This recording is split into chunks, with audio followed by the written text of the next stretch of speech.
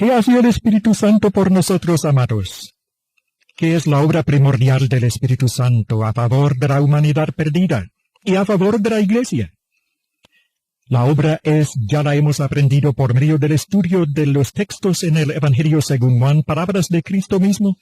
La obra del Espíritu es enseñarnos. Él os guiará a toda la verdad, dice Cristo a los apóstoles. ¿Y cómo nos enseña el Espíritu? A través de los apóstoles. Y los apóstoles, pues, por medio de la palabra. Y esa palabra la tenemos perfecta y completa en las páginas del Nuevo Testamento. Mediante el estudio que dimos en la ocasión anterior, aprendimos que los 120 no recibieron el bautismo del Espíritu Santo en el día de Pentecostés. Hablamos sobre este tema y probamos, citando muchos textos del libro de los Hechos, el capítulo 1 y el capítulo 2, que solo los 12 recibieron el bautismo del Espíritu Santo en el día de Pentecostés. Hablaron por el poder del Espíritu todo el Evangelio para salvación en aquel día, y también para probar que el mensaje era de Dios, obraron señales y milagros. Queremos en esta ocasión comenzar el estudio con el primer capítulo de los Hechos, los versículos 6 al 8. Entonces, los que se habían reunido le preguntaron diciendo: Señor, ¿restaurarás el reino a Israel en este tiempo? Y les dijo: no os toca a vosotros saber los tiempos o las sazones que el Padre puso en su sola potestad, pero recibiréis poder cuando haya venido sobre vosotros el Espíritu Santo, y me seréis testigos en Jerusalén, en toda Judea, en Samaria y hasta lo último de la tierra. ¿Con quién o con quiénes habla Cristo? Con sus discípulos, los apóstoles. Los apóstoles. Nos lo dice la primera parte de este capítulo, amados. Cristo se dirige a los apóstoles. A los 120 no, sino a los apóstoles. Cuando preguntan sobre el reino, el tiempo de restaurar el reino a Israel, etc., el Señor responde: no os toca a vosotros saber los tiempos o los sazones. Y dice: pero recibiréis poder de lo alto, cuando haya venido sobre vosotros el Espíritu Santo, y me seréis testigos en Jerusalén, en toda Judea, en Samaria y hasta lo último de la tierra. Es interesante ir nuevamente a los evangelios. Hay una cita bíblica donde el Señor le promete que muchos de los que estaban allí, me refiero a Marcos 9:1, que muchos de los que estaban en ese lugar donde el Señor habla en Marcos 9:1, recibirían el Espíritu Santo antes de morir. O sea, muchos dicen que muchos, de cierto os digo, que hay algunos de los que están aquí que no gustarán la muerte hasta que hayan visto el reino de Dios venido con poder. ¿venido con qué? Con poder, o sea, con unos poderes sobrenaturales, cosa que se manifestó en el día de Pentecostés. O sea, allí había un grupo de personas que no iban a morir hasta que vieran esa manifestación realizarse.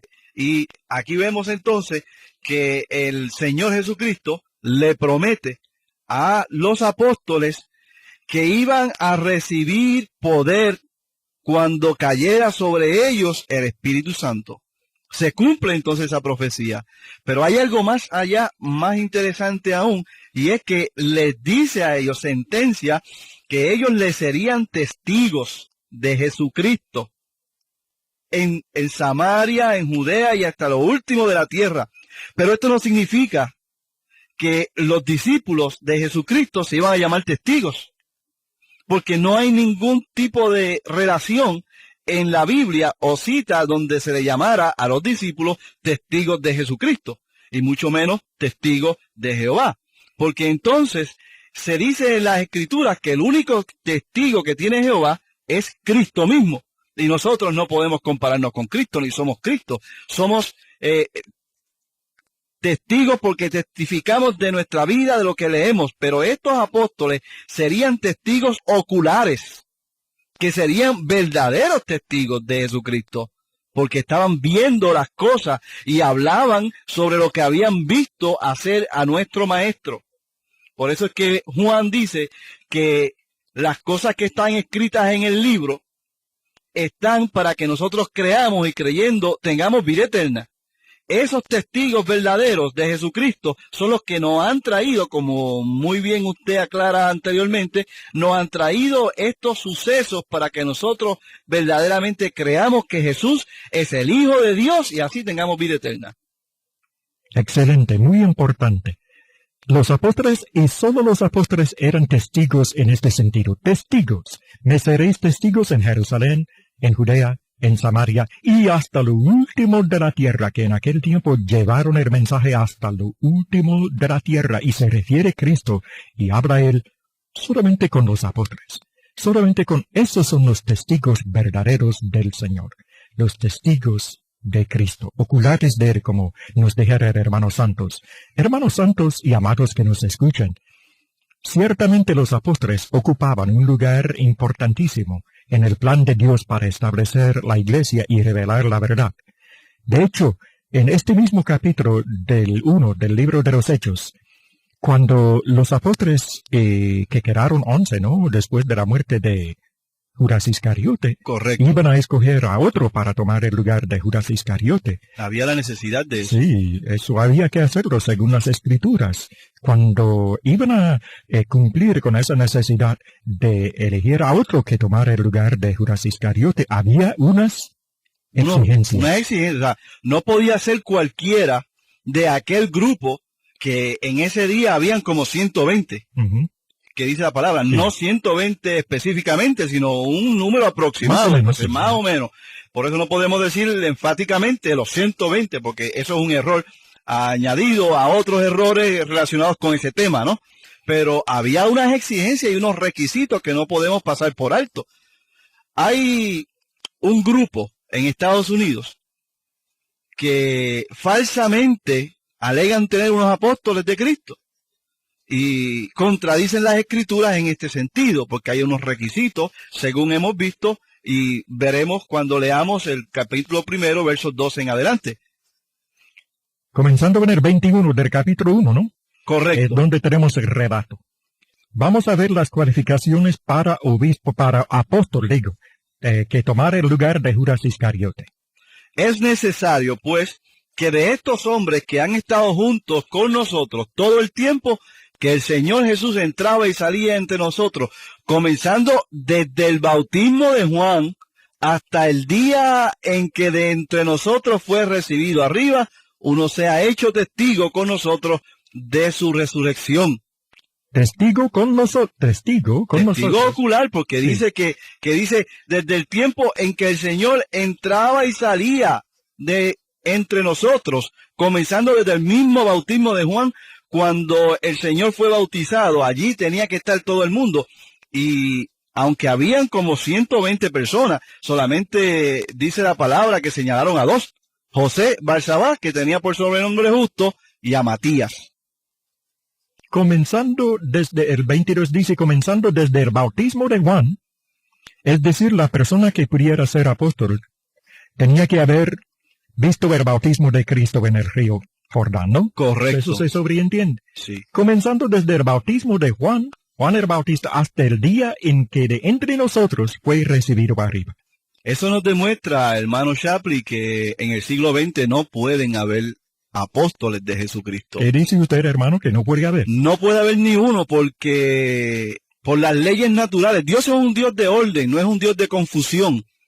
Y no va a permitir que alguien esté vivo todavía desde tantos años, ¿verdad? Casi 2000 años, casi 2 milenios, para que fuera a ser entonces apóstol de Jesucristo, y mucho menos 12. Sin embargo, hay quienes reclaman ser apóstoles. Por supuesto, y hay una secta que así lo dice y lo reclama y lo enfatiza, y contradiciendo directamente y claramente estas escrituras, claro, que este grupo pues no cree que la Biblia está completa. Así mismo es. Pero se equivocan porque en la Biblia, amados, tenemos toda la verdad.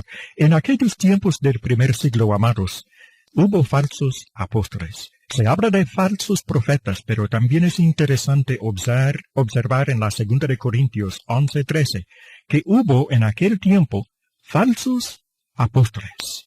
Sí, señor. ¿Cómo dice él? ¿Lo tiene, hermano? capítulo 11 de Segunda de Corintios y el verso 13. Porque estos son falsos apóstoles, obreros fraudulentos que se disfrazan como apóstoles de Cristo. ¿Se disfrazan cómo? Como apóstoles de Jesucristo. O sea que no es de dudar, ni de extrañar, ni de asombrar que si en aquel tiempo donde los apóstoles podían señalar los que verdaderamente podían ser apóstoles de Jesucristo, que hoy vinieran algunos a tratar de engañarnos, diciendo que son apóstoles de Jesucristo, son falsos profetas, y como tal, cada cristiano responsable tiene que señalar esas falsas doctrinas, porque estaríamos nosotros siendo cómplices de estos falsos maestros, de estos falsos apóstoles que por engaño quieren traer tras sí a todo aquel que teme a Dios y que busca la verdad, no teniendo la información correcta, porque son muy persuasivos y muy activos, muy militantes, pues engañan a mucha gente. Nosotros, como siervos de Jesucristo, pues tenemos la obligación, aunque en muchas ocasiones duela a algunas personas, de señalar estos errores. Así mismo es. Amados, debemos seguir solo a los apóstoles del Señor, que fueron nombrados en aquel tiempo del primer siglo, en quienes trabajó el Espíritu Santo mediante ellos para revelarnos toda la verdad. La iglesia verdadera, la que fundó el Señor, sigue a quienes, a los apóstoles. ¿Por qué? Porque en el día de Pentecostés recibieron los apóstoles el bautismo del Espíritu Santo y comenzaron a revelar toda la verdad. Los 120 no recibieron ese poder, no tenían esa autoridad. Ninguna persona hoy día puede llamarse apóstol. Así que los apóstoles están sentados en esta época de la regeneración sobre los tronos, espiritualmente hablando, y están juzgando y están dirigiendo al pueblo de Dios por medio de la palabra inspirada. Son parte del fundamento de la iglesia, Efesios 2:20. Solo los apóstoles de aquel tiempo, ninguno de hoy día, pues ninguna persona de estos tiempos modernos pudiera llenar las exigencias para ser apóstol de Cristo. Amado, hermanos santos y amados que nos escuchan, vamos a seguir con Hechos el capítulo 1 y vamos a leer lo que resta de la historia de la selección del apóstol que tomara el lugar de Judas Iscariote, el 23 al 26. Yo quisiera que nuestros radioescuchas estuvieran escuchando este programa con la Biblia abierta, con la Biblia a la mano, para que pudieran ver la relación, si alguna, que hay de este suceso de la elección de Matías con el día de Pentecostés que vamos a estudiar más adelante. Sí. Así que esperamos que todos estén pendientes de esta explicación. Dice la palabra en el verso 24, y orando, dijeron, tú, Señor, que conoces los corazones de todos, muestra cuál de estos dos has escogido, para que tome la parte de este ministerio y apostolado de que cayó Judas por transgresión para irse a su propio lugar. Y les echaron suertes, y la suerte cayó sobre Matías, y fue contado con los 11 apóstoles. No con los 120. No. Con los 11 apóstoles, hermano. Así mismo fue. Luego comienza la historia del gran día de Pentecostés. El capítulo 2, amados, el capítulo 2 del libro de los Hechos, y queremos analizarlo con calma, cuidadosamente. Se trata de un pasaje importantísimo de la Biblia que nos relata la historia del establecimiento de la iglesia, de cómo los apóstoles en el día de Pentecostés recibieron el poder del cielo, al Espíritu Santo recibieron. El 2:1 dice, la Biblia es la palabra de Dios y es toda verdad. Pero hay ciertos pasajes, hermano Shapley, que merecen atención especial, y ciertamente este es uno de ellos. Ya lo creo. Dice la palabra en el capítulo 2 y verso 1, cuando llegó el día de Pentecostés, estaban todos unánimes juntos. Y de repente vino del cielo un estruendo como de un viento recio que soplaba, el cual llenó toda la casa donde estaban sentados.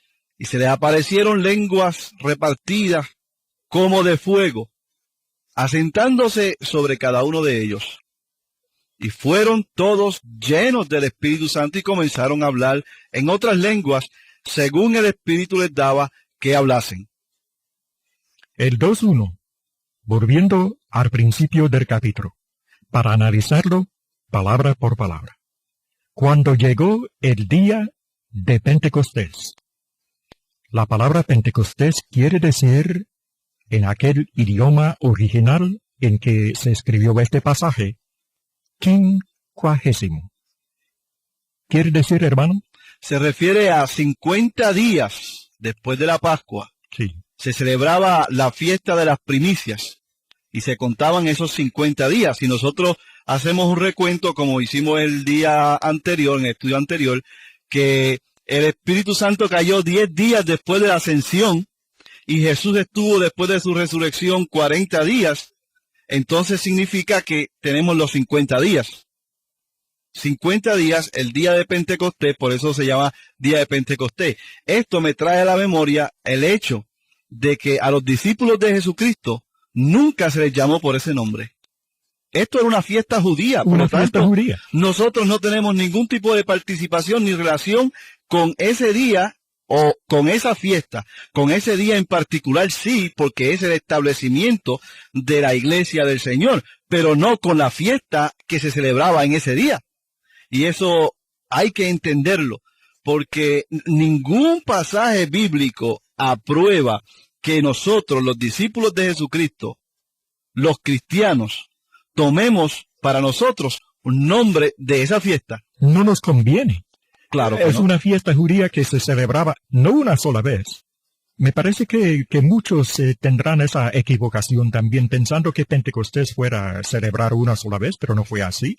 Los judíos venían celebrando Pentecostés, es decir, la fiesta de la cosecha o de las semanas, desde largos siglos y todos los años. Una fiesta judía, darme a mí, seguidor de Cristo, el nombre, llamarme usando un nombre de una fiesta judía, cuando estoy bajo el Nuevo Testamento, no estoy bajo el Viejo, no soy judío en términos espirituales, sino soy cristiano.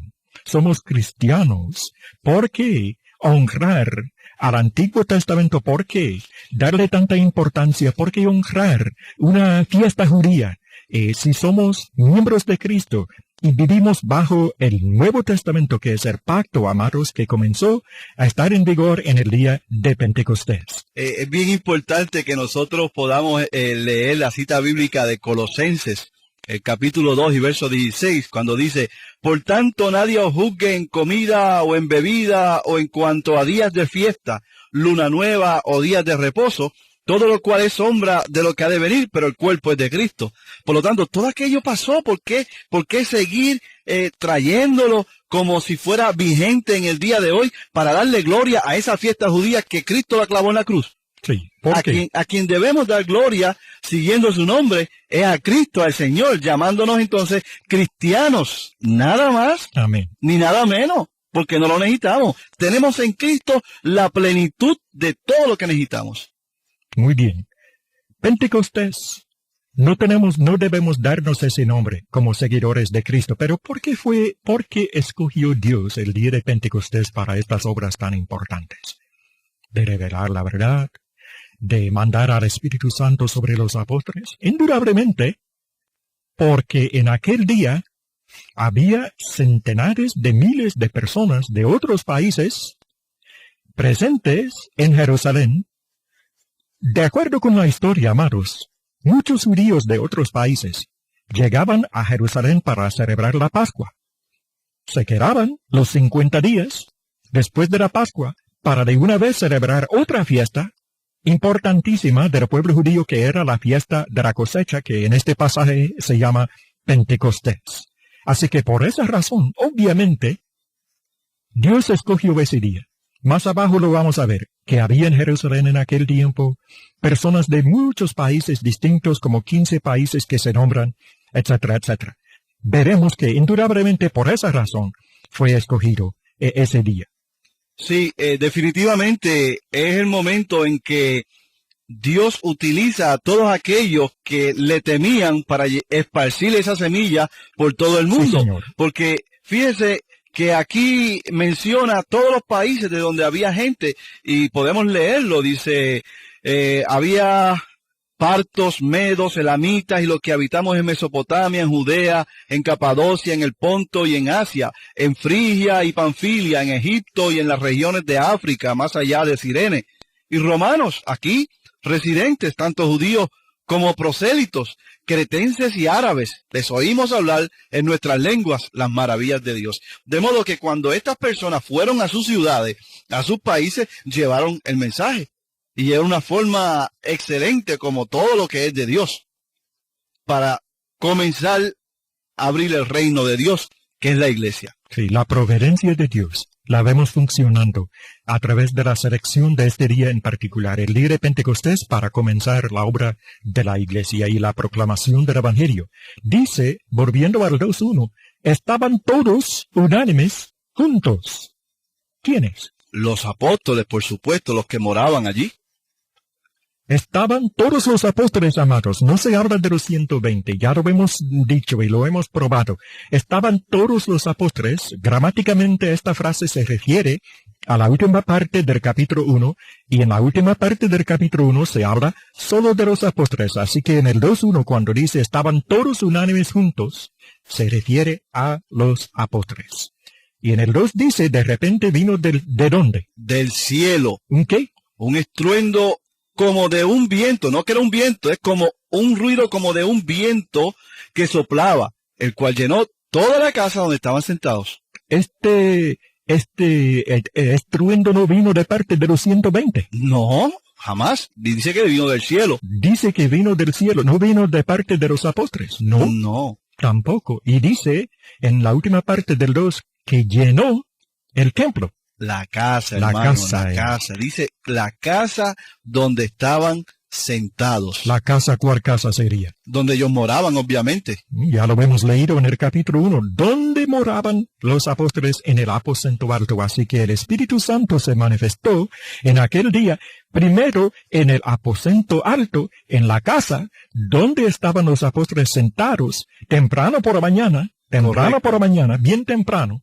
Así que esa es la verdad de esta historia sobre la venida del Espíritu Santo en el día de Pentecostés. Y vamos a seguir desarrollando el tema.